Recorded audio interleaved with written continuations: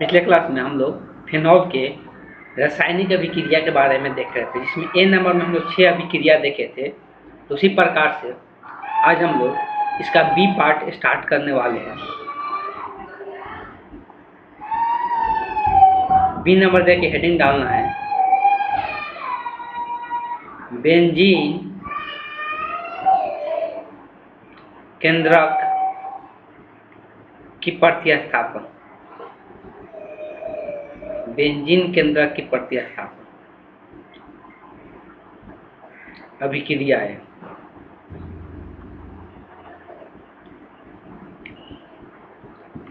सबसे पहले हम लोग इसमें एक नंबर पढ़ने वाले हैं। सब इसमें वन लाइनर होगा, बस ध्यान में रखना है। इसके लिए अलग से कोई नया क्वेश्चन नहीं बनता है, डायरेक्ट यही सब क्वेश्चन रहेगा। नाइट्रोकरण, तो सबसे पहला है नाइट्रोकरण।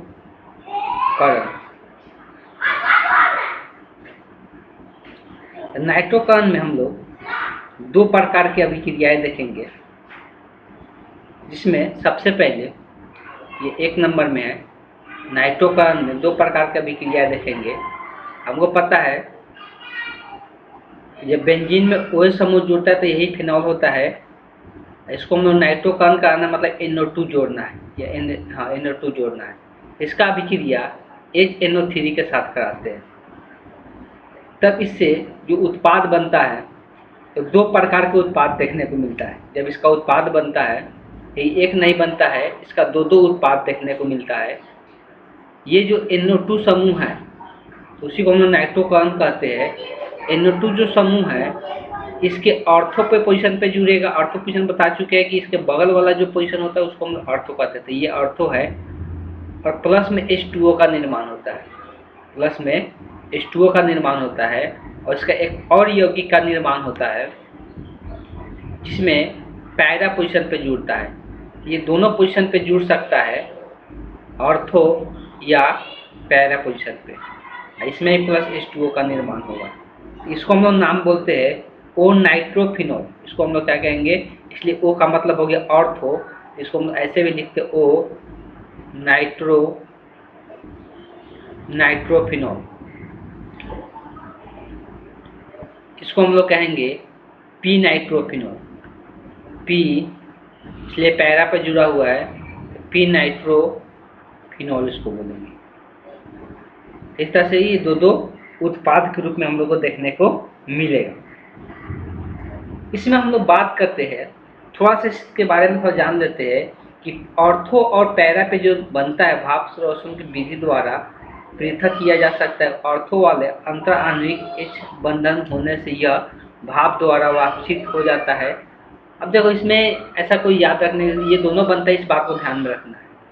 लेकिन इसमें अंतर आणविक बल ज़्यादा लगता है, इसलिए कि ये ऑक्सीजन और यहाँ पर हाइड्रोजन बंधन का निर्माण होता है। हाइड्रोजन और ऑक्सीजन के बीच में ये ज़्यादा स्ट्रॉन्ग यहाँ पर देखने को मिलता है। इसमें ऐसा नहीं होता है। तो अपने अणुओं के बीच में इसका बॉन्ड देखने को मिलता है, तो इसको हम लोग बोलते हैं अंतर आणविक। इसको जब इसका अपने अणुओं के अपने में एक ही अणु के बीच में हाइड्रोजन बंध बनता है, तो उसको हम लोग अंतर आणविक कहते हैं। तो इस पर अभी हम लोग चर्चा नहीं करेंगे, हम लोग नेक्स्ट चलते हैं। अगर हम लोग नाइट्रोकरण करते हैं, तो नाइट्रोकरण एक और विधि द्वारा किया जाता है। नाइट्रोकरण का बात करेंगे, नाइट्रोकरण एक और विधि। नाइट्रोकरण मतलब NO2 समूह का जो जोड़ना होता है, उसको हम लोग नाइट्रोकरण कहते हैं। इसको एक और तरीका से जोड़ सकते हैं, लेकिन इसमें अलग उत्पाद देखने को मिलता है। अगर 3HNO3 का प्रयोग करते हैं, लेकिन यहाँ पर एक उत्प्रेरक का प्रयोग कर लेते हैं, H2SO4। अगर उत्प्रेरक का प्रयोग कर लेते हैं, तो एक ही फिनॉल समूह पे एक ही बार में हमको पता है नाइट्रोजन ग्रुप ऑर्थो और पैरा पर जुड़ेगा, तो दो ऑर्थो होता है, तो दोनों ऑर्थो पे जुड़ेगा दो गो, और एक पैरा पर देखने को मिलता है। तो तीनों एक ही साथ यहाँ पे जुड़ जाता है, और प्लस में 3H2O का निर्माण हो जाता है। अगर नामकरण का बात करेंगे, तो नामकरण के लिए नंबरिंग हम लोग यहाँ से कर सकते हैं 1 2 3 4 4 5। कितने पर आ रहा है, 1, एक 3, 5 पे आ रहा है। ये 3 बार आ रहा है। 3 के लिए हम लोग क्या यूज करते हैं, ट्राई यूज करते हैं। तो सॉरी, ये तो 1 हो जाएगा ना, ये 2 होगा, सॉरी गलत हो गया, 1 2 3 4, 5 और 6। यहाँ से पोजीशन गलत हो गया, काट सकते हैं। 2, 4, 6 ट्राई, 3 बार आया तो ट्राई नाइट्रो, तो नाइट्रो ट्राई नाइट्रो फिनॉल हो जाएगा। इस तरह से एक ही बार में तीनों पोजीशन पे जोड़ सकता है। बस ध्यान देना है कि 3H2NO3 के साथ अभिक्रिया कराया उत्प्रेरक के रूप में H2SO4 का प्रयोग कर लें। अब हम लोग बात करेंगे हैलोजनीकरण का। इसका दूसरा जो अभिक्रिया होगा, अभी हम लोग नाइट्रोकरण पढ़ रहे थे, नाइट्रोजन जुड़ रहा था। अब हम लोग चर्चा करेंगे हैलोजनीकरण का। 2 नंबर देख के लिखना है, हैलोजनीकरण। हैलोजनीकरण का मतलब ही होता है हाइड्रोजन ग्रुप जोड़ना। हैलोजनीकरण का मतलब होता है हाइड्रोजन ग्रुप जोड़ना। तो हम लोग फिनॉल लेंगे, इस फिनॉल में हाइड्रोजनीकरण कराएंगे, मतलब इसमें हाइड्रोजन ग्रुप जोड़ेंगे। उसके लिए किसके साथ अभिक्रिया किया जाता है, Br2 उत्प्रेरक के रूप में भी CH2 और टेम्परेचर लिया जाता है 273 केल्विन टेम्परेचर पे। तब ये जो यौगिक बनता है, तो जो ब्रोमीन होता है, अब देखो यहाँ पर जितना चीजें जोड़ रहे हैं, ये सब के सब कैसा ग्रुप जुड़ रहा है, तो इलेक्ट्रॉन दाता समूह, इलेक्ट्रॉन ग्राही समूह। ये कौन सा समूह जुड़ रहा है, इलेक्ट्रॉन ग्राही समूह जुड़ रहा है। इलेक्ट्रॉन ग्राही हम लोग कल भी बात किए थे कि ये कहाँ पे जुड़ रहा है, ऑर्थो और पैरा पे। ऑर्थो और पैरा पे इसको इलेक्ट्रॉन की आवश्यकता होता है, और माइनस चार्ज कहाँ पे आ रहा था, कल अनुनाद स्ट्रक्चर बनाए थे तो ऑर्थो और पैरा पे आ रहा था। तो एक तो इसका इसमें भी दोनों प्रकार के बनता है, ऑर्थो पर भी जुड़ेगा और साथ में क्या होगा, पैरा पर भी जुड़ेगा, साथ में पैरा पर भी जुड़ेगा। तो नामकरण यहाँ पर सिंपल लिख सकते हैं ऑर्थो और पैरा के रूप में। ये ओ ब्रोमो लिख सकते हैं, इसलिए ऑर्थो पे है तो ओ ब्रोमो लिख लेंगे। ओ ब्रोमो क्या हो जाएगा, फिनॉल। अगर इसका नाम लिखेंगे तो यहाँ पे क्या है, पैरा पे है, तो दोनों प्रकार के यहाँ पर भी बनेगा, तो पी ब्रोमो लिख सकते हैं, पी ब्रोमो फिनॉल। ये पी ब्रोमो फिनॉल हो जाएगा। उसी प्रकार से अगर चाहते हैं कि एक ही बार में ऑर्थो और पैरा दोनों जगह जुड़ जाए, तो यहाँ पर कुछ नहीं करना है। जो उत्प्रेरक इसमें यूज कर रहे थे, यहाँ पे अब उत्प्रेरक यूज नहीं होगा, यहाँ पे उत्प्रेरक का प्रयोग नहीं होगा। यहाँ पे क्या करना है, डायरेक्ट Br के साथ अभिक्रिया कराना है। और कितना Br चाहिए, 3 Br, इसलिए ऑर्थो और पैरा दोनों जगह पर जोड़ना है। और 2 जगह हम लोग को पता है कि 2 जगह ऑर्थो होता है, तो टोटल कितना जगह जुड़ेगा, 3 जगह जुड़ेगा। यहाँ पर हो गया OH समूह, और Br जो जुड़ेगा, एक यहाँ जुड़ जाएगा, एक यहाँ जुड़ जाएगा। तो एक ही बार में ऑर्थो और पैरा पोजिशन पे Br समूह जुड़ जाएगा, और प्लस में 3HBr का निर्माण हो जाएगा। 3HBr कैसे, तो ये 3 हाइड्रोजन कहाँ से आया, तो अब जैसे कि जब यहाँ पर जुड़ेगा तो यहाँ से हाइड्रोजन निकलेगा, तो वही यहाँ पर 3 हाइड्रोजन आता है। अगर नामकरण का इसका बात करेंगे तो यहाँ पर 2 पे आएगा, 2, 3, यहाँ पर 4 पे आएगा, एक 6 पे आएगा। तो 2, 4, 6 ट्राई हो जाएगा, ट्राई ब्रोमो फिनॉल हो जाएगा, try bromo phenol, try bromo phenol.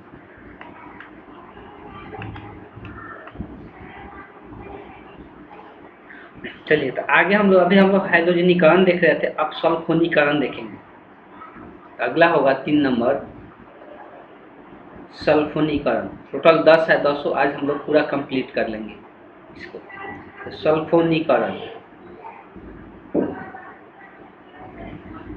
सल्फोनीकरण का मतलब सल्फर ग्रुप जुड़ना, कौन सा, SO3H को जोड़ना सल्फोनीकरण कहलाता है।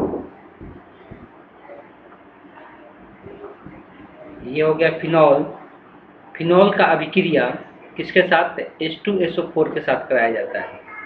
इससे क्या होता है, इससे एक हाइड्रोजन निकल जाता है। H2SO4 का स्ट्रक्चर पहले से ही बता दिया गया है। तो यहाँ पर भी दोनों जगह जुड़ता है, ऑर्थो और पैरा पोजिशन दोनों जगह जुड़ेगा, ऑर्थो पर भी जुड़ेगा और पैरा पर भी जुड़ेगा। ऐसे नॉर्मल कराएंगे तो यहाँ पर ऑर्थो पैरा दोनों जगह जुड़ेगा, SO3H एक हाइड्रोजन निकल जाएगा, अब प्लस में ये दूसरा यौगिक भी बनेगा, पैरा वाला पोजीशन पर भी जुड़ेगा। पैरा सबसे सामने यहाँ पे नीचे में होता है, SO3, ये दोनों जगह जुड़ेगा तो सेम वैसे ही नाम लिख सकते हैं, ओ हाइड्रोक्सी बेंजीन सल्फोनिक अम्ल। इसका पूरा नाम क्या होता है? तो ऑर्थो हाइड्रोक्सी। अब देखो यहाँ पर ये मेन फंक्शनल ग्रुप का काम कर रहा है, ये वाला बेंजीन सल्फोनिक अम्ल। अब यहाँ पे एक चीज ध्यान देना है, थोड़ा सा वेट कर ले।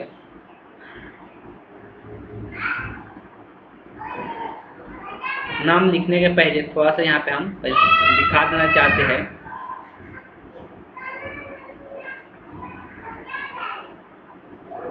चलिए इधर ध्यान दें। तो अगर हम बेंजीन समूह में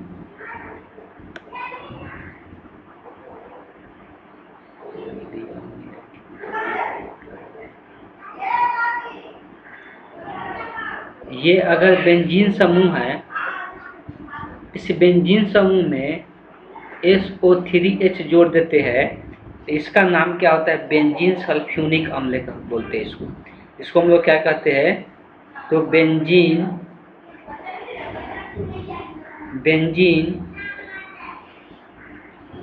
सल्फोनिक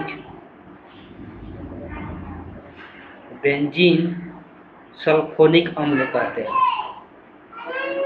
जब इसमें बेंजीन समूह में SO3H जुड़ा हुआ रहता है तब। बेंजीन समूह में SO3H जुड़ा रहेगा तो उसको हम लोग बोलते हैं बेंजीन सल्फोनिक अम्ल कहते हैं। अब ये प्रतिस्थापन की तरह लिखाएगा OH समूह।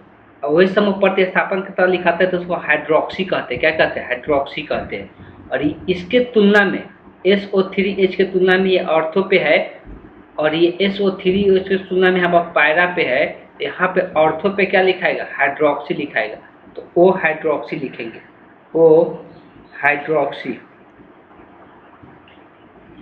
ये O हाइड्रोक्सी हो गया। और यहाँ पे अब उसके बाद ये पूरा समूह को क्या बोलते हैं? तो अभी यहाँ पर लिख दिए है, इसको हम लोग benzene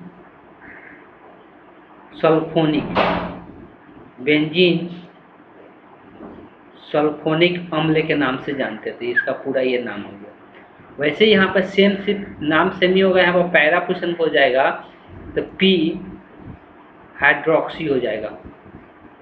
P hydroxy benzene sulphuric अम्ल हो जाएगा। इस तरह से इसका नामकरण कर सकते हैं। अब आते हैं 4 नंबर पे, फ्रीडल क्राफ्ट अभिक्रिया हम लोग यहाँ पे अब देखने वाले हैं। 4 नंबर में लिखना है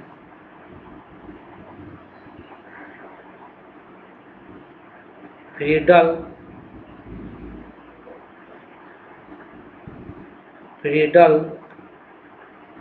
क्राफ्ट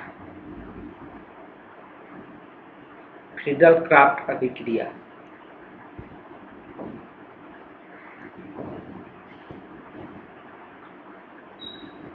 फ्रीडल क्राफ्ट अभिक्रिया हम लोग किसको कहते हैं? जब हम लोग अभी तक हम लोग क्या जोड़ रहे थे? जो फिनॉल था उसमें हम लोग अभी तक जितना भी जोड़ रहे थे वो सब के सब इलेक्ट्रॉन ग्राही था। अब इलेक्ट्रॉन दाता समूह जोड़ने वाले हैं। इलेक्ट्रॉन दाता समूह हम लोग जोड़ने वाले हैं। तो इसका एग्जांपल लेते हैं।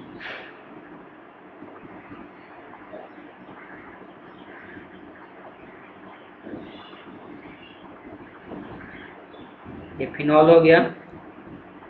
फिनॉल का अगर CH3 Cl के साथ अभिक्रिया कराते हैं, उत्प्रेरक की उपस्थिति रहेगा AlCl3। उत्प्रेरक सिर्फ अभिक्रिया कराता है। तो इस केस में CH3 जो होगा यहाँ से Cl के साथ निकल जाएगा। Cl का भी निर्माण कर देता है, लेकिन उससे उस उत्पाद का यहाँ पर कोई लेना देना नहीं है कि Cl बन रहा है कि नहीं बन रहा है। यहाँ पे ये दोनों जगह जुड़ सकता है। ये जो CH3 है ऑर्थो पर भी जुड़ सकता है। अच्छा, इस बात को ध्यान रखना, जब भी ये ऑर्थो या पैरा पर जुड़ता है तो यहाँ का हाइड्रोजन हटा कर जुड़ता है। और यहाँ से जो हाइड्रोजन निकलता है वो किसके साथ चला जाता है? Cl के साथ चला जाता है। ये चीज़ कन्फ्यूजन में नहीं लगना है कि डायरेक्ट जाके यहाँ पर जुड़ जा रहा है। यहाँ से हाइड्रोजन निकलता है तभी जाके यहाँ पे जाके वो जुड़ता है। ऑर्थो पर भी जुड़ सकता है या पैरा पर भी जुड़ सकता है। ऑर्थो पर भी जुड़ सकता है या पैरा पर भी जुड़ सकता है। इसको हम लोग एक नाम देते हैं। इसको हम लोग डायरेक्ट जब ऑर्थो पोजिशन पे OH के ऑर्थो पोजिशन पे CH3 जुड़ा रहे, OH के ऑर्थो पैरा पोजिशन पे CH3 जुड़ा रहे, इसको हम लोग डायरेक्ट एक नाम देते हैं ऑर्थो। अच्छा, IPSC नाम कहाँ लिखेंगे तो मेथिल हम लोग फिनॉल तो लिख ही सकते हैं, लेकिन इसको हम लोग ऑर्थो क्रिसॉल कहते हैं। क्या कहते हैं? ऑर्थो क्रिसॉल कहते हैं। इसको हम ऑर्थो क्रिसॉल कहते हैं और इसको पैरा क्रिसॉल कहते हैं। इसको हम लोग पैरा क्रिसॉल कहते हैं। अच्छा, IPSC नाम कहाँ लिखेंगे तो ये O मेथिल क्या लिखाएगा? O मेथिल फिनॉल लिखाएगा, O मेथिल फिनॉल। यहाँ पे क्या लिखाएगा? या करके लिख सकते हैं। यहाँ पे इसका नाम क्या लिखाएगा तो P मेथिल फिनॉल, ये P मेथिल फिनॉल होगा, ये P मेथिल फिनॉल हो जाएगा। ठीक,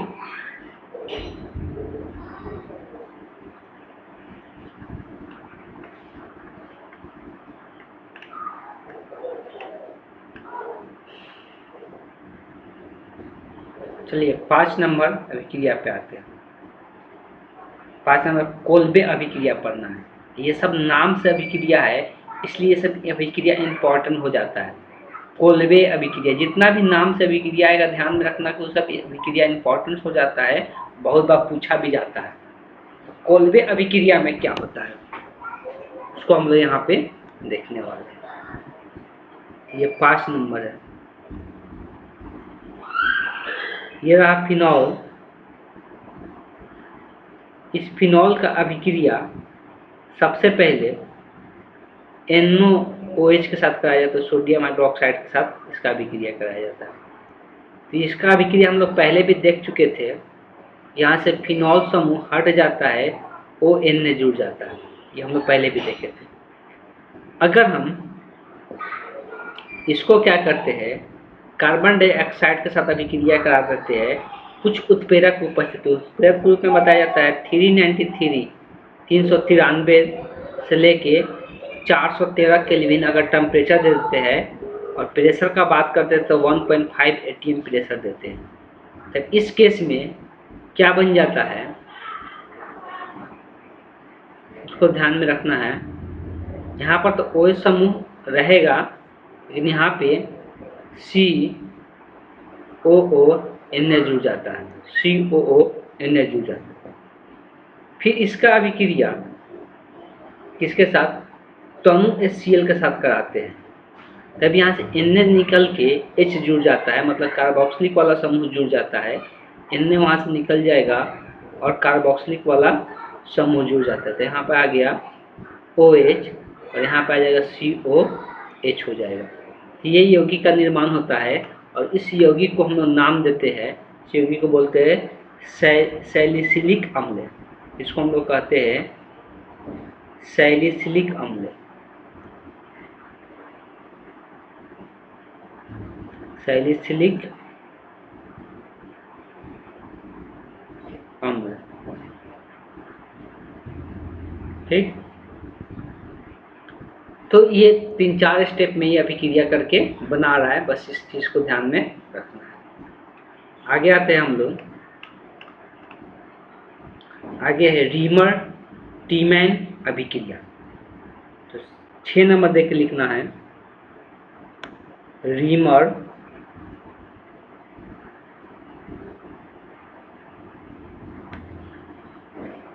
टीमैन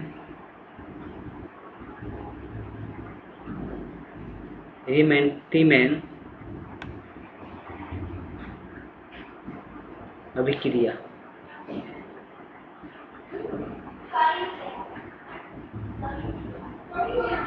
इस अभिक्रिया में क्या होता है उसको हम देखेंगे। सबसे पहले फिनॉल तो रहेगा, ये सब के सब फिनॉल के साथ ही अभिक्रिया होगा।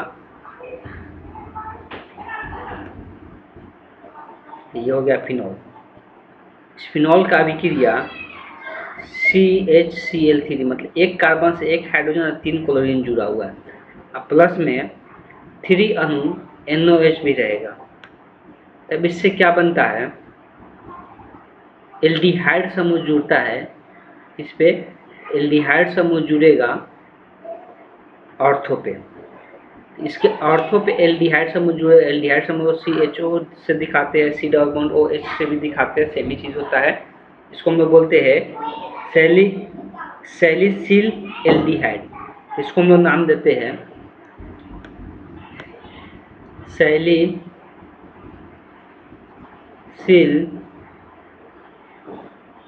एल्डिहाइड।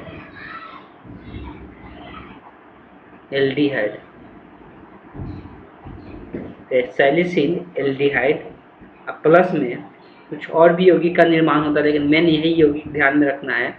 3NaCl का भी निर्माण होता है। जो 3 Cl था वो 3 Na के साथ आ जाता है, 3NaCl प्लस में 2 H2O का निर्माण होता है, 2 अणु H2O का निर्माण हो जाता है।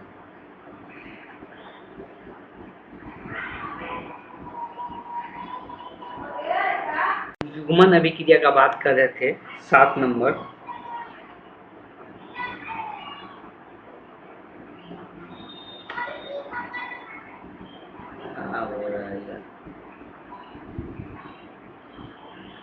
ऑटो सेव लेने के कारण इस प्रकार से दिक्कतें आती हैं।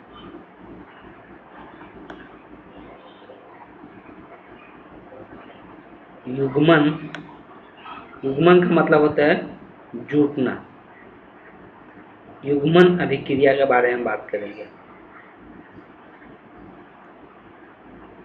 युग्मन अभिक्रिया एक तरफ फिनॉल तो रहेगा, लेकिन फिनॉल का दिखाने का थोड़ा तरीका हम अलग यहाँ पर दिखाने की कोशिश करेंगे। इस तरह से दिखाते हैं, वो समूह यहाँ पे हम दिखा देते हैं।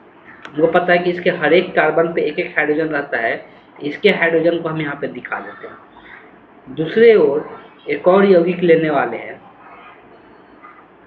वो जो यौगिक होगा उसको हम लोग डाईएजोनियम क्लोराइड के नाम से जानते हैं। डाईएजोनियम क्लोराइड का बात करेंगे तो उसका जो स्ट्रक्चर होता है ClN डबल बॉन्ड N। फिर इससे क्या होता है, एक बेंजीन समूह जुड़ा रहता है, इसको हम लोग कहते हैं डाईएजोनियम क्लोराइड के नाम से जानते हैं। इसका नाम भी लिख देते हैं नीचे में। हम लोग बोलते हैं डाईएजोनियम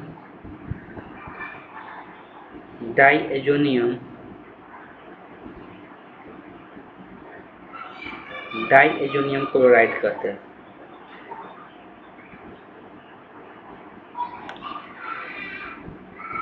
डाईएजोनियम क्लोराइड के नाम से जानते हैं। ये करता क्या है कि यहाँ से H सामने से इसके पैरा वाला पोजीशन से, और यहाँ से Cl निकल जाता है और ये Cl का निर्माण कर लेता है। और यहाँ पे इस बात को ध्यान रखना है कि एक उत्प्रेरक भी यूज किया जाता है NOH। यहाँ से ये Cl निकल जाता है, ये आपस में N और ये कार्बन का जो यौगिक कार्बन जो होता है ये आपस में जुड़ जाता है। तो इसका जो उत्पाद बनता है, उत्पाद देख सकते हैं।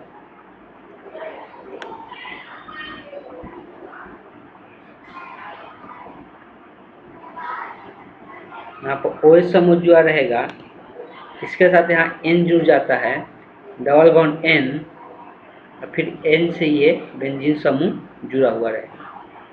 इस तरह से इसका उत्पाद देखने को मिलता है। इसको हम लोग बोलते हैं, इसको हम लोग क्या नाम देते हैं, पैरा पे यहाँ पर इसका नाम दिया जाता है पैरा हाइड्रोक्सी। इसको हम लोग क्या कहते हैं, पैरा हाइड्रोक्सी, इसलिए पैरा पोजीशन पे जुड़ा हुआ है। तो इसको हम लोग लिखते हैं पैरा हाइड्रोक्सी।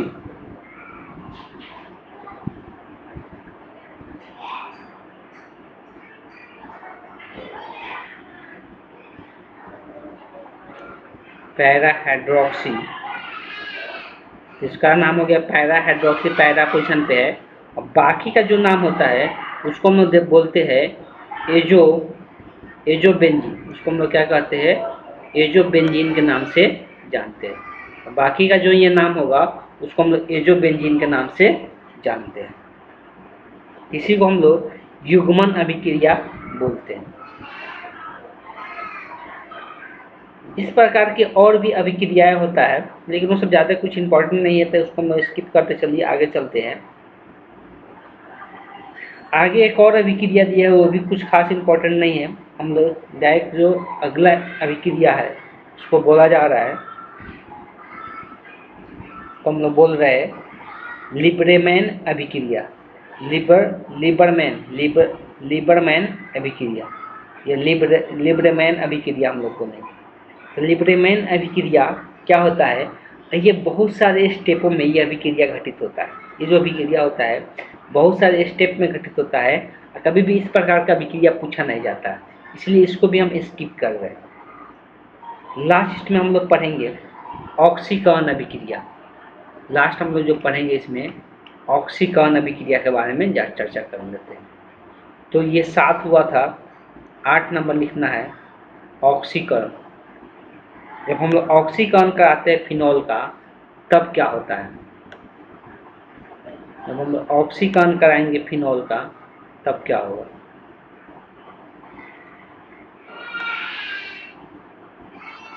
ये हो गया फिनॉल।